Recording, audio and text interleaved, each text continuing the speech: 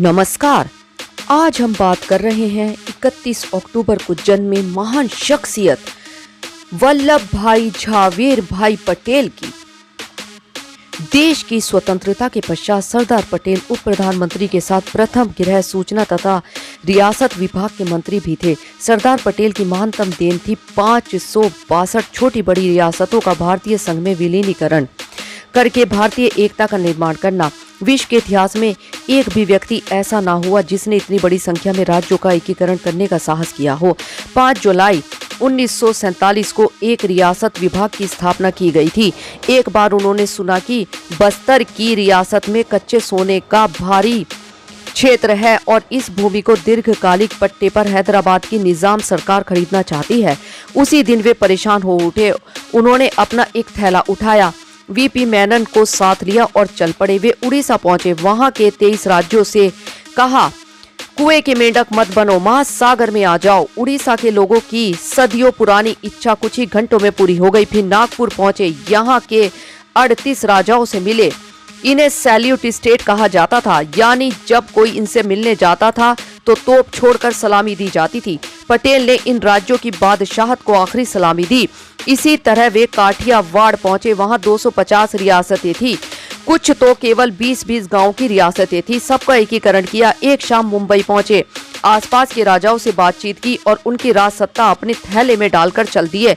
पटेल पंजाब गई। पटियाला का खजाना देखा तो खाली था। फरीदकोट के राजा ने कुछ आनाकानी की। सरदार पटेल ने फरीदकोट के नक्शे पर अपनी लाल पेंसिल घुमाते हुए केवल इतना पूछा कि क्या मर्जी है।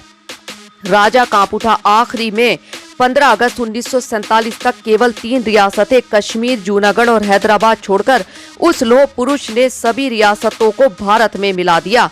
अब 3 रियासतों में भी जूनागढ़ को 9 नवंबर 1947 को मिला लिया गया तथा जूनागढ़ का नवाब पाकिस्तान भाग गया। 13 नवंबर को सरदार पटेल ने सोमनाथ के भग्न मंदिर के पुनर्निर्माण का संकल्प लिया, जो पंडित नेहरू के तीव्र विरोध के पश्चात भी बना। 1948 में हैदराबाद भी केवल 4 दिन की पुलिस कार्रवाई द्वारा मिला लिया गया। ना कोई बम चला, ना कोई क्रांति हुई, जैसा कि डराया जा रहा था। जहां तक कश्मीर रियासत का प्रश्न है, इसे पंडित नेहरू ने स्वयं अपने अधिकार में लिया हुआ था, परंतु यह सत्य है कि सरदार पटेल कश्मीर में जनमत संग्रह तथा कश्मीर के मुद्दे को संयुक्त राष्ट्र संघ में ले जाने पर बेहद क्षुब्ध थे। निसंदेह सरदार पटेल द्वारा यह 562 रियासतों का एकीकरण विश्व इतिहास का एक आश्चर्य है।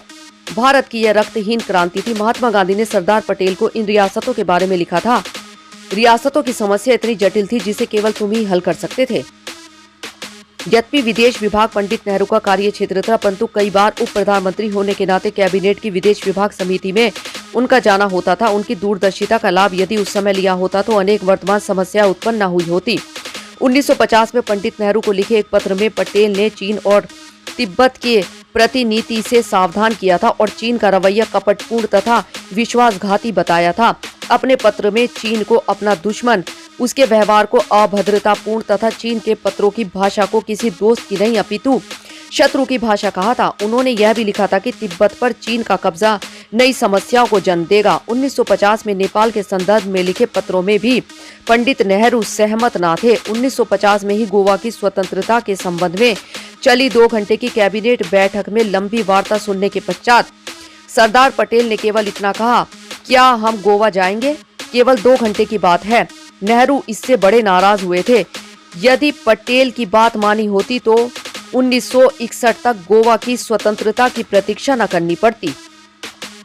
गृह मंत्री के रूप में वे पहले व्यक्ति थे जिन्होंने भारतीय नागरिक सेवाओं ICS का भारतीयकरण कर इन्हें भारतीय प्रशासनिक सेवाओं IAS बनाया।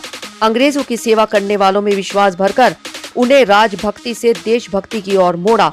यदि सरदार पटेल कुछ वर्ष जीवित रहते तो संभवतः नौकर शाही का पूर्ण कार्यकल्प हो चुका होता।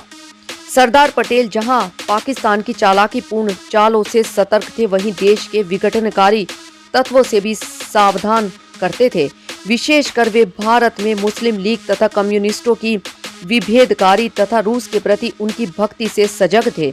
अनेक विद्वानों का कथन है कि सरदार पटेल बिस्मार्क की तरह थे, लेकिन लंदन के टाइम्स में लिखा है, बिस्मार्क की सफलता पटेल के सामने महत्वहीन रह जाती। यदि पटेल के कहने पर चलते तो कश्मीर, चीन, तिब्बत व नेपाल के हालात आज जैसे ना होते। पटेल सही मायनों में मनु के शासन की कल्पना थे। उनमें कौटिल्य की कूटनीतिज्ञता तथा महाराज शिवाजी की दूरदर्शिता थी। वे केवल सरदार ही नहीं बल्कि भारतीयों के हृदय के सरदार थे। लेखन कार्य एवं प्रकाशित पुस्तकें। निरंतर संघर्षपूर्ण जीवन जीने वाले सरदार पटेल को स्वतंत्र रूप से पुस्तक रचना का अवकाश नहीं मिला, परंतु उनके लिखे पत्रों, टिप्पणियों एवं उनके द्वारा दिए गए व्याख्यानों के रूप में वृहद साहित्य उपलब्ध है, जिनका संकलन विविध रूपाकारों में प्रकाशित होता रहा है। इनमें सर्वाधिक महत्वपूर्ण तो सरदार पटेल के वे पत्र हैं जो स्वतंत्रता संग्राम के संदर्भ में दस्तावेज का महत्व रखते हैं। 1945 से 1950 ईस्वी की समयावधि के इन पत्रों का सर्वप्रथम दुर्गा दास के संपादन में अंग्रेजी में नवजीवन प्रकाशन मंदिर से 10 खंडों में प्रकाशन हुआ था। इस वृहद संकलन में से चुने हुए पत्र व्यवहारों का वी शंकर के संपादन में 2 खंडों में भी प्रकाशन हुआ, जिनका हिंदी अनुवाद भी प्रकाशित किया गया। विभिन्न विषयों पर केंद्रित उनके विविध रूपेण लिखित साहित्य को संकलित कर अनेक पुस्तकें भी तैयार की गई हैं। उनके समग्र उपलब्ध साहित्य का विवरण इस प्रकार से है। हिंदी में सरदार पटेल चुना हुआ पत्र व्यवहार 1945-1950 2 खंडों में, संपादक वी शंकर, प्रथम संस्करण 1976।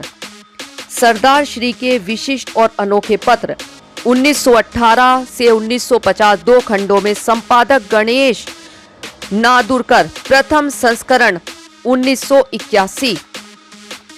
भारत विभाजन, प्रभात प्रकाशन, नई दिल्ली।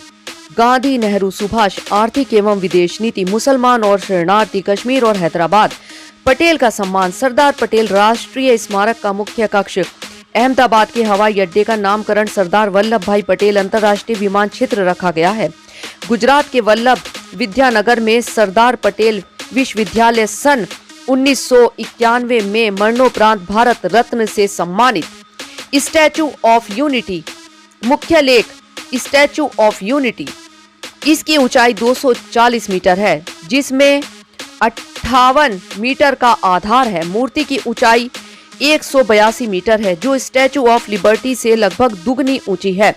31 अक्टूबर 2013 को सरदार वल्लभ भाई पटेल की 137वीं जयंती के मौके पर गुजरात के तत्कालीन मुख्यमंत्री नरेंद्र मोदी ने गुजरात के नर्मदा जिले में सरदार वल्लभ भाई पटेल के एक नए स्मारक का शिलान्यास किया। यहां लौह से निर्मित सरदार वल्लभ भाई पटेल की एक विशाल प्रतिमा लगाने का निश्चय किया गया। अतः इस स्मारक का नाम एकता की मूर्ति स्टैचू ऑफ यूनिटी रखा गया है। प्रस्तावित प्रतिमा को एक छोटी चट्टान द्वीप साधु बेट पर स्थापित किया गया है, जो के वाडिया में सरदार सरोवर बांध के सामने नर्मदा नदी के बीच स्थित है। 2018 में तैयार इस प्रतिमा को प्रधानमंत्री मोदी ने 31 अक्टूबर 2018 को राष्ट्र को समर्पित किया। यह प्रतिमा 5 वर्षों में लगभग 3000 करोड़ रुपए की लागत से तैयार हुई है। धन्यवाद। समाचार के बारे में अपनी राय कमेंट बॉक्स में जरूर दें। लाइक और सब्सक्राइब करना ना भूलें और अधिक ताजा तरीन खबरों के लिए जुड़े रहे प्रखर गूंज न्यूज डेस्क के साथ।